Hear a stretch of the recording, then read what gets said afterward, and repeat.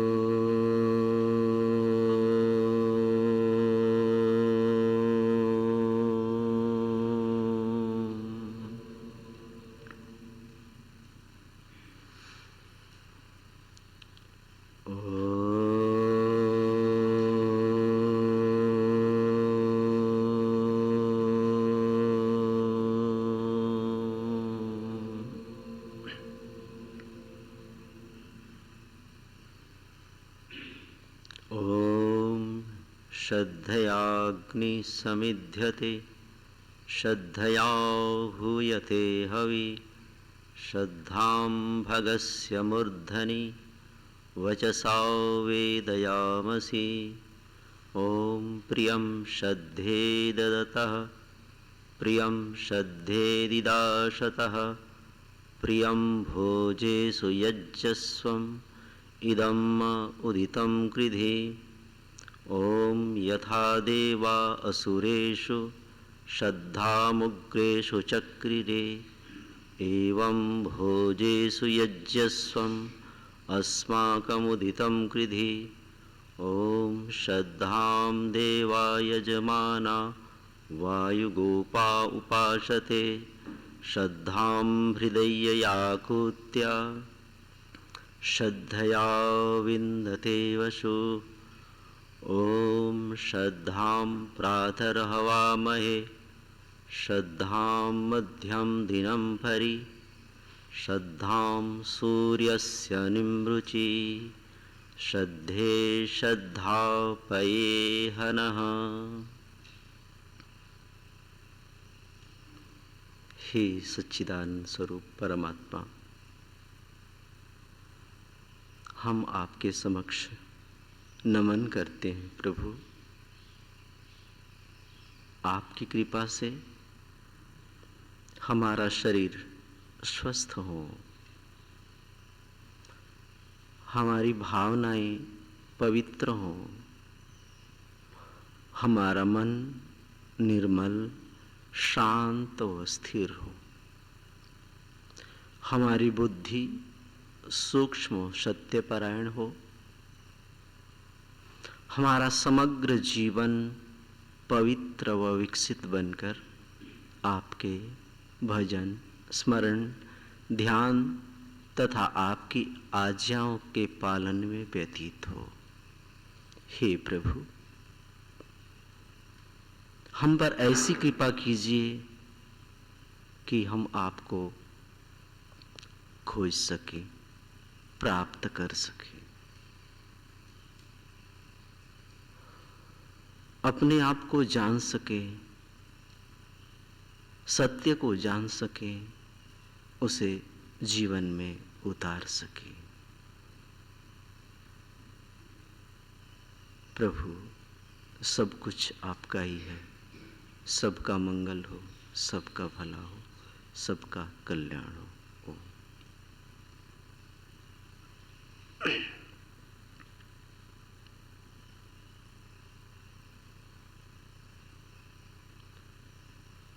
वानप्रस्थ आश्रम के यज्ञशाला में उपस्थित सरलता और सौम्यता के प्रतिमूर्ति पूज्य गुरुवर आचार्य सत्येंद्र जी,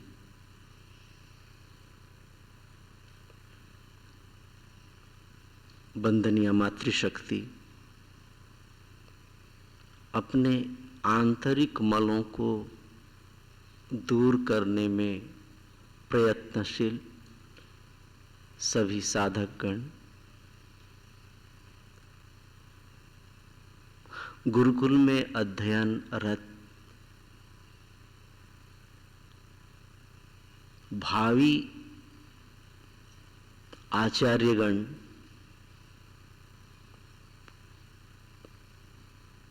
मैं आप सभी को सादर नमन करता हूं।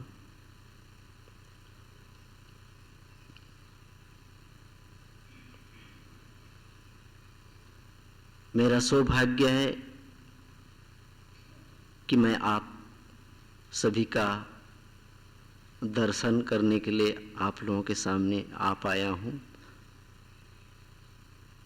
और कुछ अपनों के बीच कुछ अपनी बातें रखने का मुझे आदेश मिला है, तो मैं मात्र आदेश का पालन कर रहा हूं। कोई उपदेश, कोई प्रवचन के लिए मैं आप लोगों के सामने नहीं, सिर्फ अपनों के बीच अपनी बातें रखने का मात्र एक छोटा सा प्रयास कर रहा हूं। मेरे समक्ष मेरे पूज्य गुरुवर उपस्थित हैं। इन्हीं के सानिध्य और संरक्षण में रहते हुए मैं चलना सीखा हूं, बोलना सीखा हूं। हमें ये बताया जाता था कि कैसे बोलना चाहिए, कैसे उठना चाहिए, कैसे बैठना चाहिए। आचार्यों के सानिध्य में रहकर ही कुछ कुछ समझ में आया।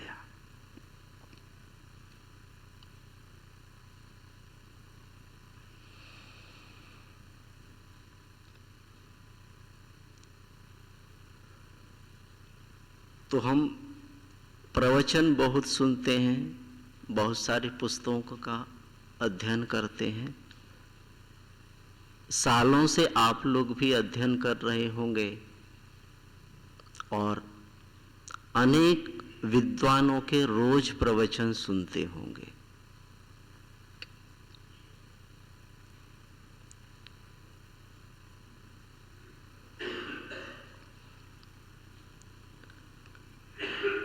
प्रवचन सुनते सुनते,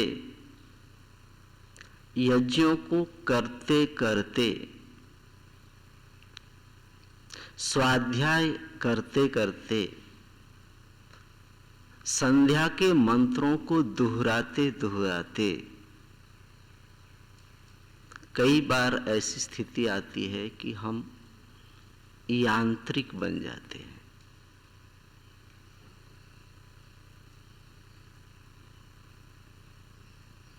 हमें आत्मनिरीक्षण करके देखने की आवश्यकता है, कहीं हम यांत्रिक तो नहीं बन रहे हैं। किसी भी कार्य को हम कर रहे हैं एक यांत्रिक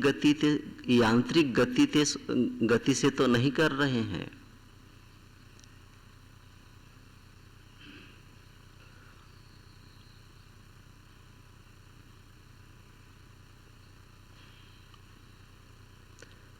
अनेक चीजों को हम भोज्य पदार्थों को ग्रहण करते हैं।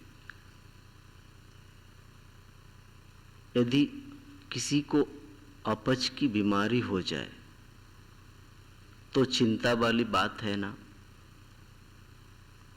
वो व्यक्ति खाए और शरीर में लगे ही नहीं, जैसे कि वैसे निकल जाए, तो चिंता वाली बात है ना।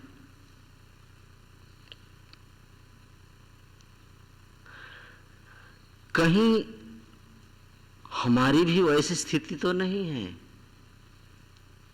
हम प्रवचनों को सुन रहे हैं, शास्त्रों का अध्ययन कर रहे हैं, परंतु हमारा रूपांतरण नहीं हो रहा है, आंतरिक विकास नहीं हो रहा है। आज से कई साल पहले जब हम इस पथ पर चलने का प्रयास कर रहे थे, हम सोचकर निकले थे कि हम आगे बढ़ेंगे, पर आज हम देखते हैं तो यदि हमें लगता है कि हम जहां के वहीं पर हैं, आगे नहीं बढ़ पाए, तो इसका मतलब है कहीं ना कहीं हमारे अंदर कमी है, हमारे प्रयास में कहीं ना कहीं कमी है, और आंतरिक रूप से हम बीमार हो चुके हैं, आंतरिक रूप से जड़ता की स्थिति आ चुकी है। तो उस जड़ता को हमें दूर करने की आवश्यकता है। जब हम अपने बारे में देखेंगे, सोचेंगे, विचार करेंगे, तब हमारी जो अंदर की जड़ता है, जो न्यूनता है, उसे हम दूर कर सकते हैं।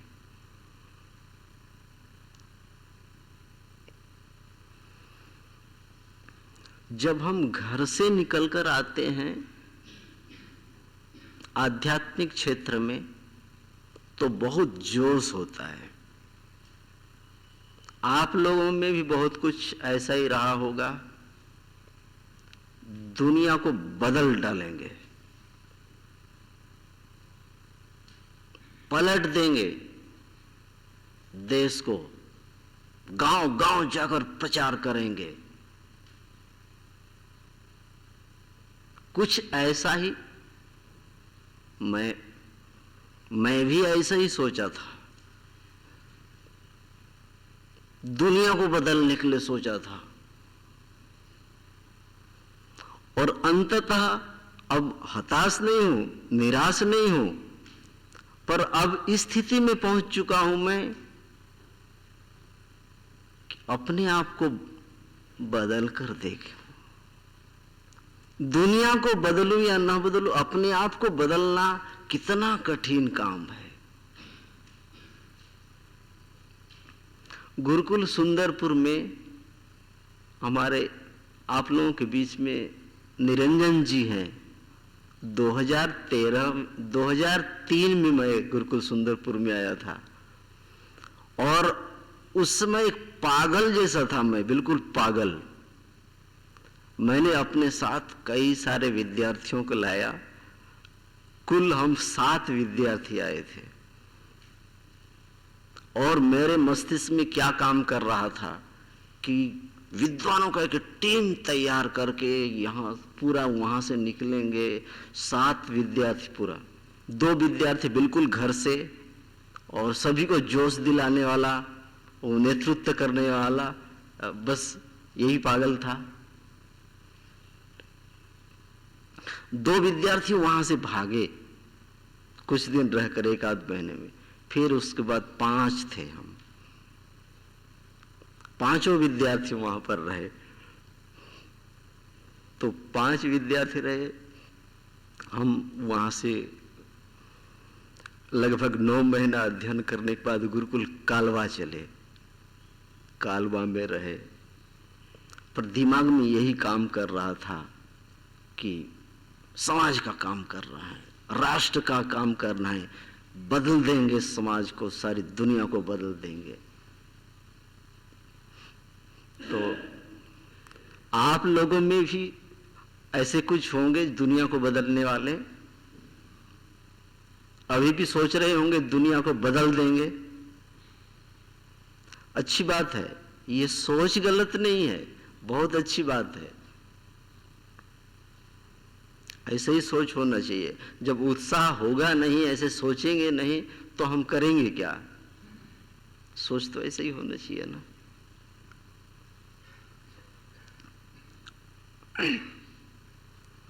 पर अंततः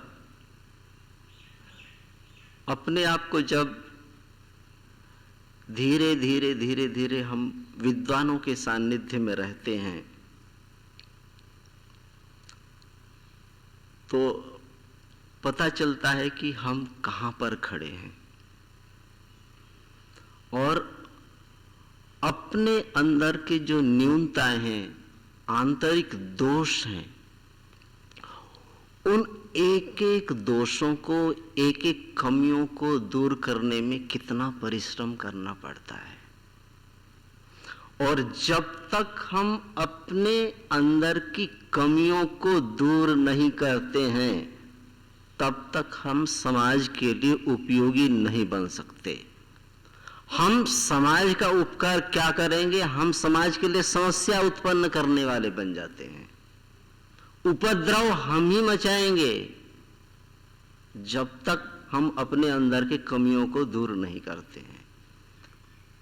इसीलिए अपने अंदर की जो कमियां हैं, उन कमियों को दूर करने के लिए हमें प्रयास करते रहना चाहिए, करना चाहिए।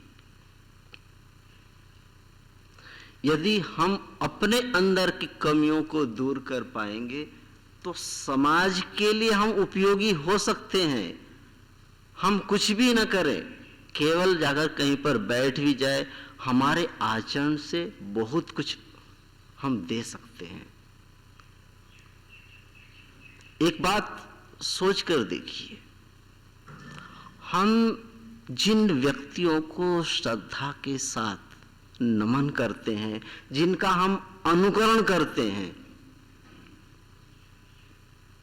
हमारे आदर्श स्वामी महर्षि दयानंद सरस्वती, जिनके हम अनुगामी हैं, जब बाल्यावस्था में मूल शंकर की अवस्था में वो थे, वो बालक मूल शंकर की बात आप सोच के देखिए। बालक मूल शंकर जब घर छोड़ता है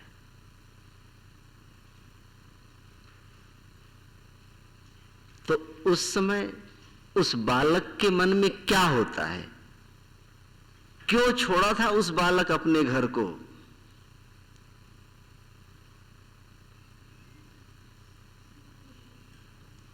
क्या वेदों का उद्धार करने के लिए? क्या नारी शिक्षा का विस्तार करने के लिए? क्या गौ रक्षा करने के लिए? क्या राष्ट्र को बदलने के लिए?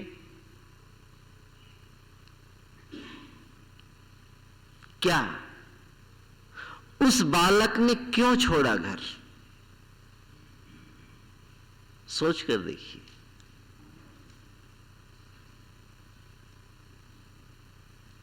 किस चीज की प्राप्ति के लिए उसने सोचा था? क्या गुरुकुलों को खोलने के लिए? चारों ओर वेद का प्रचार करने लिए? क्या ऐसा सोचा था उस बालक ने?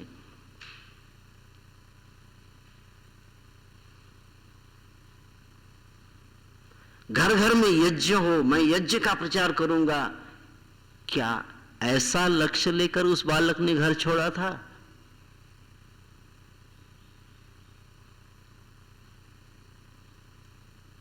क्या लगता है?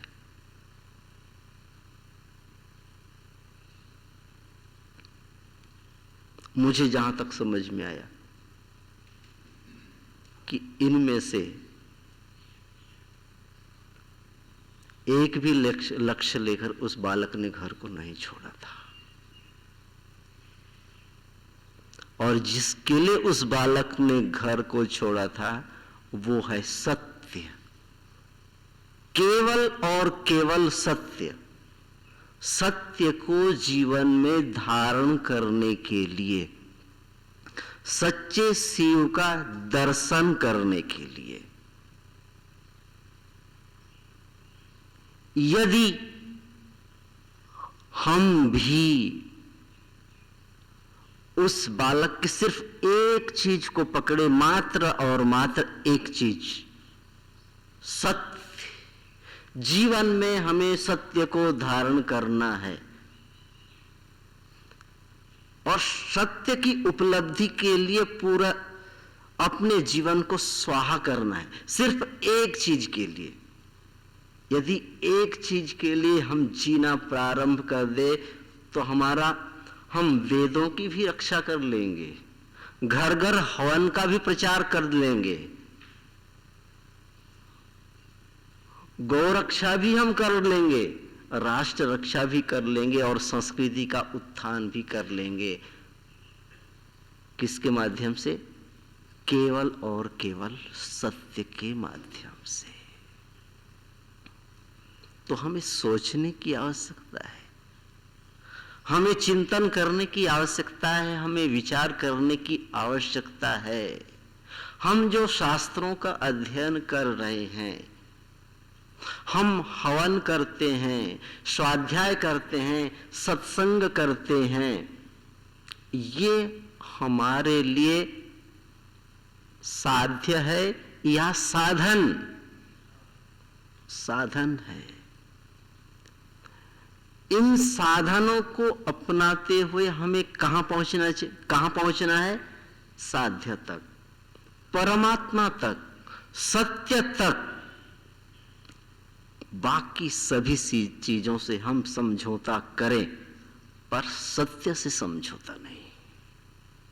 अगर हमारे जीवन में सत्य आ गया, अगर हम सत्य के लिए जीने के लिए, सत्य को अपने जीवन में उतारने के लिए हम संकल्पबद्ध हो गए, तो वही शक्ति हमारे अंदर आ जाएगी जो शक्ति महर्षि दयानंद सरस्वती में आई थी। वो इतने निर्भीक क्यों थे? क्योंकि वो सत्य के साथ जी रहे थे। सत्य के प्रति उनके अंदर श्रद्धा थी, और यही श्रद्धा के कारण वो आगे बढ़े। हम कोई भी कार्य करें, श्रद्धा पूर्वक करें। यज्ञ कर रहे हैं तो श्रद्धा पूर्वक करें, झाड़ू लगा रहे हैं तो श्रद्धा पूर्वक झाड़ू लगाएं, आचार्यगण कुछ कह रहे हैं तो श्रद्धा पूर्वक सुने।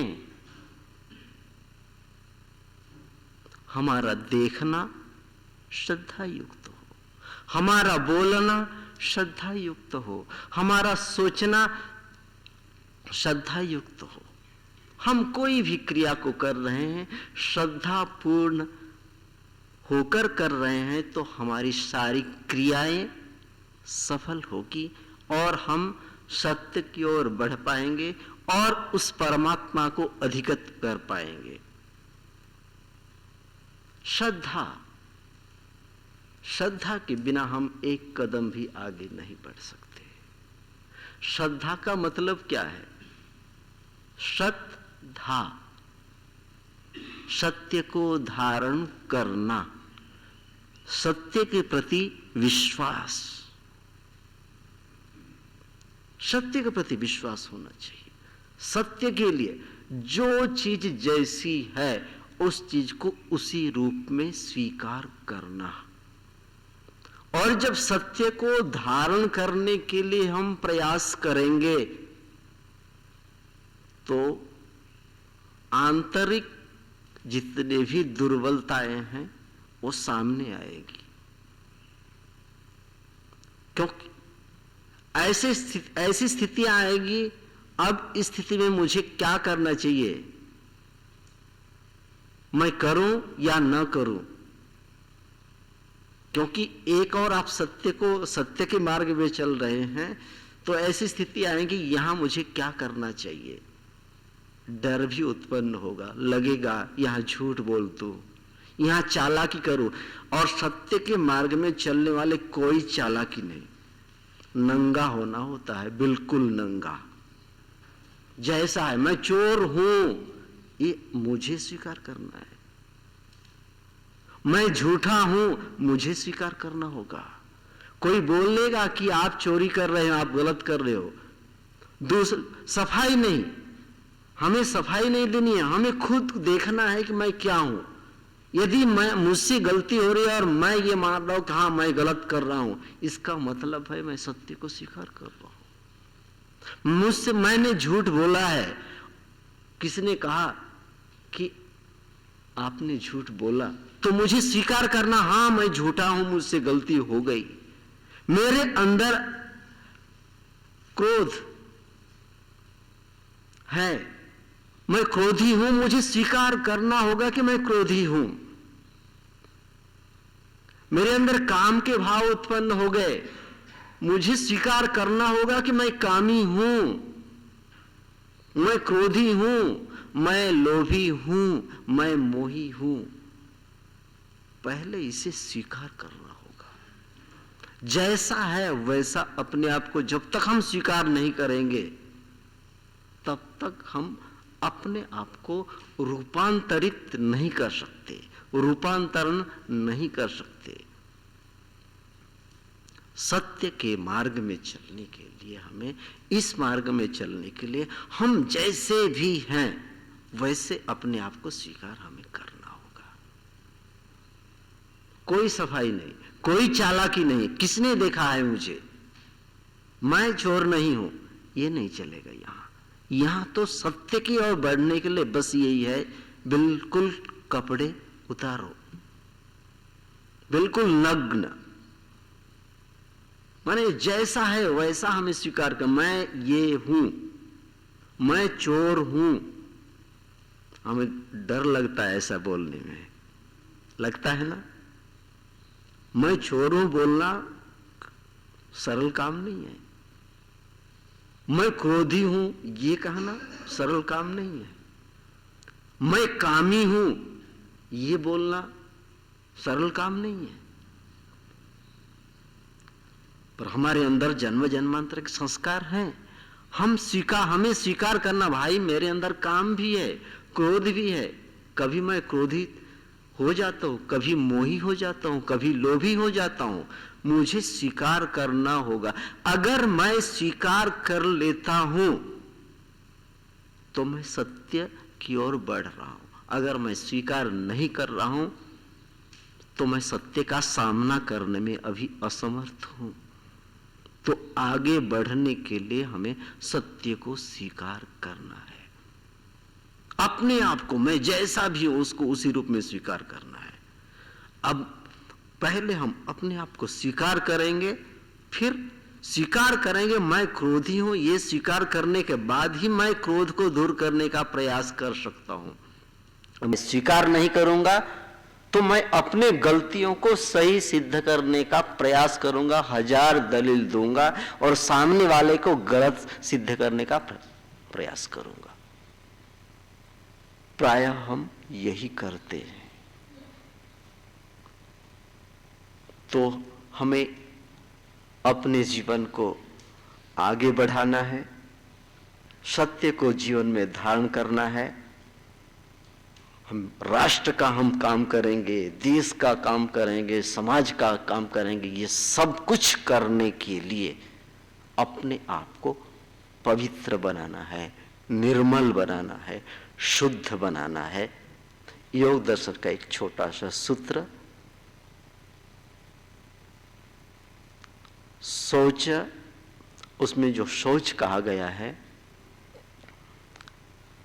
उसका जो फल दिया गया है, सौमनस्य,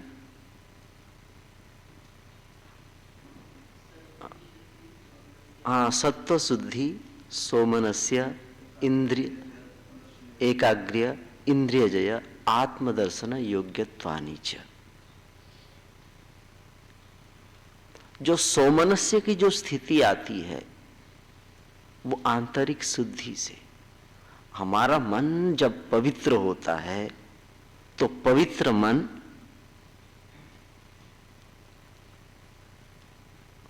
सौमनस्य, प्रसन्नता, प्रसन्न होता है।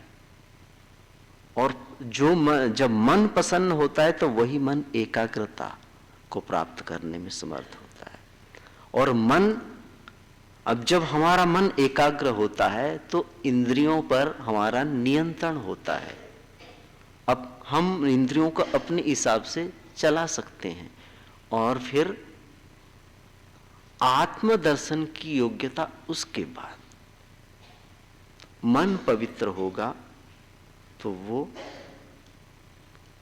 पवित्र मन एकाग्र होगा, मन में प्रसन्नता आएगी और प्रसन्नता के बाद एकाग्रता के बाद इंद्रिय जय की स्थिति आएगी और इंद्रियों पर हमारा नियंत्रण होगा। उसके बाद हम आत्मदर्शन की ओर बढ़ सकते हैं। तो समय की सीमा है, मुझे क्षमा करेंगे, 4-5 मिनट में अतिक्रमण कर गया। अपनों के बीच मैं सिर्फ अपनी बातें कहने का मात्र प्रयास किया हूँ। आप सभी का बहुत बहुत आभार, बहुत बहुत धन्यवाद। ओम शांति।